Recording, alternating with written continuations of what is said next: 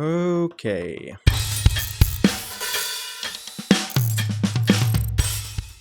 Hey everyone, Luke here at the eDrum Workshop. Hope you're having a great day. Last week I went into what I think is great about Flagship modules, the TD50, the Pearl Mimic Pro, all that lot. So if you missed it, go check that video out. But as you can see from that intro video, it's not all rainbows and butterflies. In this counterpart video, I'm going to go into the negative aspects of Flagship modules, and why you might not want to bother with one yourself. This is going to be pretty heavily sprinkled with personal experience, but I know that some of these problems have been run into by other people too. To start with, you've got what's going to be a pretty large financial investment here. Whether you go in the whole hog and spend in a full $7,000 plus on a TD50 KV, or even if you're just spending $2,000 to $2,500 on an Alesis Strike Pro kit, a Roland TD50 digital upgrade pack, or a Pearl Mimic Pro module. You can, of course, even get the Alesis Strike module by itself sometimes from Drum Tech for around $700 to $900 dollars or euros, but this is still no small amount of money. This cost barrier is going to make it pretty much impossible for some people to even consider buying one, and that's fair enough. I've sacrificed a lot of other things that I could have been spending my money on in order to fund my drum habit, and I can't blame anybody else for not wanting to do the same. The second main barrier for entry is that a lot of the Flagship modules can be pretty confusing for less tech-savvy people, or just people who are new to eDrum technology. The way that drum modules work isn't exactly intuitive at the best of times, and when you couple that with the fact that quite a lot of it's still based on quite old tech, it can be a bit disorientating for a new user. And also, there's a bunch of features involved that even I have to stretch to make use of sometimes. So if you're more concerned about just playing and having fun rather than diving into settings, then a lot of the lower to mid-range modules will probably actually have you covered. The feature set on lower end modules is getting a lot better again now that there's more competition on the eDrum scene. There was a bit of a dip where Roland started really limiting their lower and mid-tier modules. The TD25 in particular has a lot of strange limitations on it, but I think they saw just how many other companies were coming out with good value offerings. They bricked it a little bit, and then they released the TD17, which is probably their most feature-packed lower-end module in quite some time. There's a lot of value to be had in things like the ATV AD5, which I would probably peg as a sort of mid-tier module, and a few of the cheaper Alesis kits might do enough to fit people's needs too. If you're up for the idea of running drum software, so VSTs like Superior Drummer 3, Steven Slate 5, Addictive Drums, you most likely won't need a Flagship module to get great results. Most Roland modules work really well for MIDI triggering other devices, and a lot of presets have been made to make them interface even more seamlessly with each other. A lot of other drum modules do a good job of it too. When using VSTs for your sound instead of your onboard module sounds, you get access to amazingly high quality samples that outperform almost every module available, including some of the Flagships. If you couple that with a good interface, you have the scope to have as many outputs as you need so you can use a low-end module but reap the benefits of high-end ones. Of course, you need a laptop or a computer to run the software, maybe an interface depending on your module, and there's always the chance of introducing more headaches into the mix when you're adding more hardware. But if you do have this option available, then it might make buying a Flagship seem like an expensive waste of time. The Flagship modules also play VSTs really well, but there's a bit of a diminishing returns aspect going on. There's a limit to just how much better it's going to be.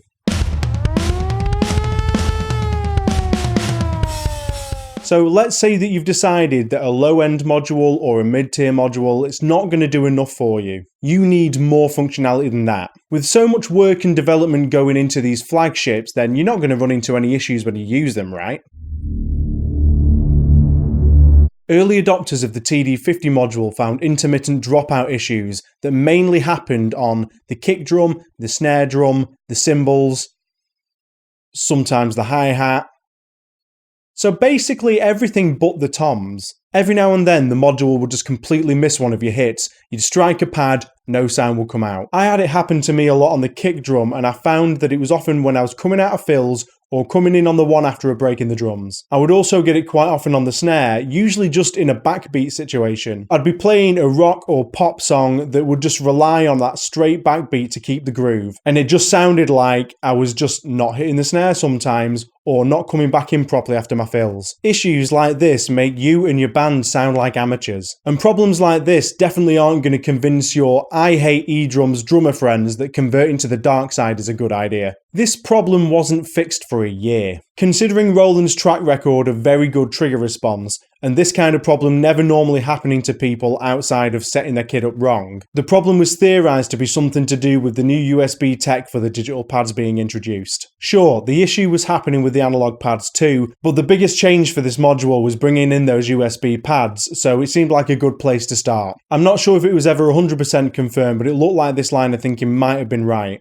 There was extensive testing going on at Roland between a bunch of people, including Alan from the vdrums.com forum, and it was his thread on the matter that everybody contributed to help flag this as a proper issue for Roland to take notice of. I've had a reread of that thread and I definitely couldn't find any official confirmation, though correct me if I'm wrong, but it does look like it was some kind of internal polyphony problem. Because these problems were quite sporadic and they weren't that easy to replicate, it took a long time for Roland to actually take notice of this being a real problem. Users were at first just getting directed to reset the module, which seemed to fix it for a little while, and then it would come back. So it took a lot of back and forth to actually recognise this as a problem and then properly resolve it. I fortunately managed to find out that you could use a MIDI workaround. For some reason, this issue was never a problem while MIDI triggering the TD50. So what I did for my shows was start running the kick trigger through my SPDSX and then MIDI that out to my TD50, and it seemed to resolve the issue for me. It's absolutely nuts that I had to do this considering the money that I spent, but it did keep the show going, and I also posted this to help contribute towards the troubleshooting. So that was an identified problem that took a whole 7 software versions from release to fix. It affected many users in the first year or so of the TD50's lifespan. But I personally actually had 2 other problems too. My ride cymbal started to develop some odd bumps on the surface after about 6 months of playing with it. It never once affected the playability of the pad, it never seemed to make any difference, but I spoke to a guy at Roland and I got it sent back on warranty. There was no official word on what the actual problem was, but the note that came back with my warranty replacement suggested that they weren't sure and that they needed to test it further. I have since heard about other people having issues with their ride cymbals too. I used to get intermittent edge triggering sometimes while playing on the bow of the cymbal too, and that's a problem that I've definitely read other people having. I think there might have just been a build issue with the very first batch of pads, but it's been resolved since. And then of course you've got that digital snare issue from the intro video. I was finding that sometimes it just wasn't triggering properly, especially after a rim shot. I was losing ghost notes between the hits, and then sometimes I was even losing full velocity hits. Now, this was a problem that I was getting after the dropout fix, and it wasn't related to it. The dropout was very sporadic, but this was happening quite reliably. It also happened to be after my warranty period was over. I spoke to Roland about it, and then they directed me to another company that usually does their out-of-warranty repairs. I spoke to them and found out that Roland only supply the entire trigger basket as one unit and don't do spares for it. So this was going to cost me somewhere in the region of £370 to fix. That's not that far off the price of a brand new pad. I've got a bit of experience with DIY triggers and putting things together, but with this being completely different tech, I wasn't 100% sure about just opening it up and having a look. But faced with this price tag, I thought, well, why not? I'm glad I braved it and tried to have a look, because all it turned out to be was a broken wire going to one of the piezos. So a quick solder job, a bit of hot glue back on the contacts, good as new. I'm not sure why the sensors on this pad don't have any kind of like glue over the contact points, because most of the Roland pads that I've opened up do. Either way, this is an issue that could technically happen on pretty much any drum pad, so I decided I'd give it a pass. I'm just glad that it wasn't an issue with one of the new elements of the trigger design, otherwise I'd have been forking out a lot of money just to fix that. Down the line, I bought a Pearl Mimic Pro and I've been having a great time with it. And then I started getting an issue that was quite reminiscent of the Roland issue. Sounds were starting to get cut off while I was playing. So samples would just sometimes just cut out part way through, or sometimes you'd get this really horrible beep sound as if it was really struggling to play the sample back and it just glitched out. This came to be known to be a problem for others too. Not everybody had been getting it, but there was a lot of reports from people who'd bought their modules somewhere around sort of May, June. Long story short, after Pearl looking into the problem, it turned out that they'd been supplied with a bad batch of SSD drives. It was only affecting people within a range of certain serial numbers. Pearl put an announcement out about it after they'd identified the problem. They issued a recall and they offered to replace everybody's affected modules. The developers even built it into one of the new firmware updates to identify whether there was a problem with their SSD and tell them to contact Pearl. They were pretty quick with it. It was only a couple of months between the first reports and then them offering the recall. Unfortunately for me, I had to wait quite a long time for the issue to get resolved. In the UK and Europe, they already had a lot of back orders on, and then now with this new problem, meaning that they're having to replace older modules, stock supplies were really thin on the ground. Fortunately, I got told that I could hold on to my module until they had one ready for me, which meant that I could carry on using it at home, but I couldn't really use it for gigs as it just wasn't reliable enough. I don't hold Pearl personally responsible for this. I think they had a supply issue from their supplier, and they've done everything they can to quickly resolve and save face. They've also been really good at updating the software to keep the stability up, improve the trigger functionality, add loads of extra cool features that they didn't have when they first released it, and the developers are really active in the eDrum community and they take on board a lot of feedback that people give them. Considering that this module is very different to what else is on the market, I think this is possibly the best developer community relationship we could ask for, really. And finally, the Alesis Strike.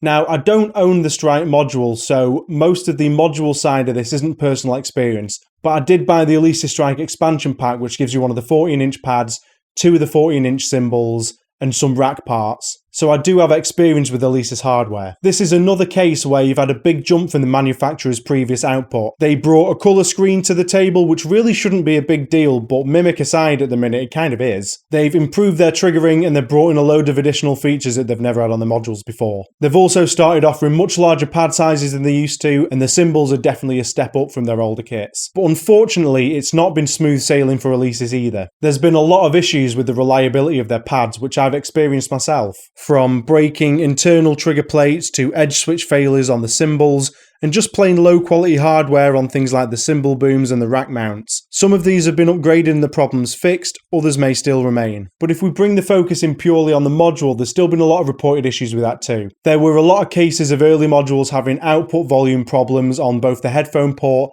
and the master outs, and there were multiple reports of inputs going bad too, which stopped triggers from functioning properly. There were quite a lot of reports of modules just bricking and not turning on anymore, or the screen failing, and there's been a lot of hi-hat triggering issues that have plagued people since release 2. I'm aware that a lot of these issues have been ironed out over time, and the Alesis Strike Pro SE looks to be resolving even more of those. Alesis have also had a very similar approach to the Pearl team, where they've put out a lot of regular updates that have fixed issues that people have been having and even added improved functionality. And of course, there's many people who've never even run into these issues or only had a few of them to varying degrees. The people who experience these problems are going to shout the loudest after all. But there's no denying that there were at least some teething issues in terms of reliability, and it wasn't all just negative conjecture. There is of course a distinction to be made price-wise here too. Alesis are selling their entire kit at the same kind of price as just the Roland module or just the Pearl Mimic Pro alone. And if you do happen to buy a module separately from somewhere like Drum Tech, you're looking at less than half price. So that's definitely worth bearing in mind when you're evaluating these issues. Just to be clear, I don't regret buying the TD50 or the Pearl Mimic Pro,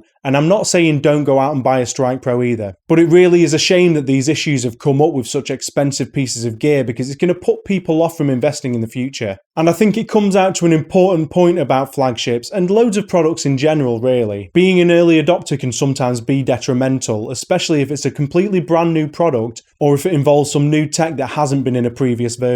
You can end up sort of being in a position of a beta tester, which would only be cool if you weren't paying for the privilege of doing so. Of course, the Mimic Pro issues weren't really just the early adopters, it was just one single batch sort of in the middle of the run. But the Roland and Alesis issues have come about specifically because there's new tech or advancements made that haven't been thoroughly road tested yet. So the advantage of a lower down drum module in this case is that a lot of the time they're based on the flagship in a trickle down kind of way, and they're usually made after those flagships have had their issues ironed out and they've proved themselves, and sometimes they're stripped down enough to mean that they're not going to run into those problems anyway. So something to keep in mind when eyeing up these expensive modules is that risk of brand new unforeseen problems arising, and that could be the difference between either buying or not buying, or at least just waiting long enough to make sure that the product has proved itself before you purchase it. And as I said in the last video, there's also the second-hand market for older flagship modules, which have proved themselves reliable, they have a lot more user experience behind them, and you can usually get them at a pretty good price. So that was my excuse to vent about my expensive purchases. No, but these are genuine concerns that people have to keep in mind. You have to weigh it all up between what you need, what you want, what you can afford, and how much of a risk you're willing to take. I know that a lot of people won't have run into these problems themselves, but I also feel like not enough people have talked about some of the issues that they've had with the higher end modules, and people that don't own them especially don't necessarily know about these things. As I say, I'm in a position where it has annoyed me, but I've been able to deal with it, and it's never been enough to make me regret my purchases. But you have to decide what's best for you, and I just think that the more information the better. So if you enjoyed this, please like, subscribe, do the YouTube things, hit the bell. It will really help this channel out and help other people find buying this content too. Thank you to everybody who's subscribed so far. The response has been so much more positive than I ever would have thought. And let me know your thoughts about these things in the comments, because I've really been enjoying chatting with everybody. So have a great day, and I'll catch you in the next video. Cheers. As I say, I've been in a position where it's annoyed me, but it's never been a complete stow shopper. Stow shopper? And I don't blame anybody who either can't afford to do so. That's a bit smug, isn't it?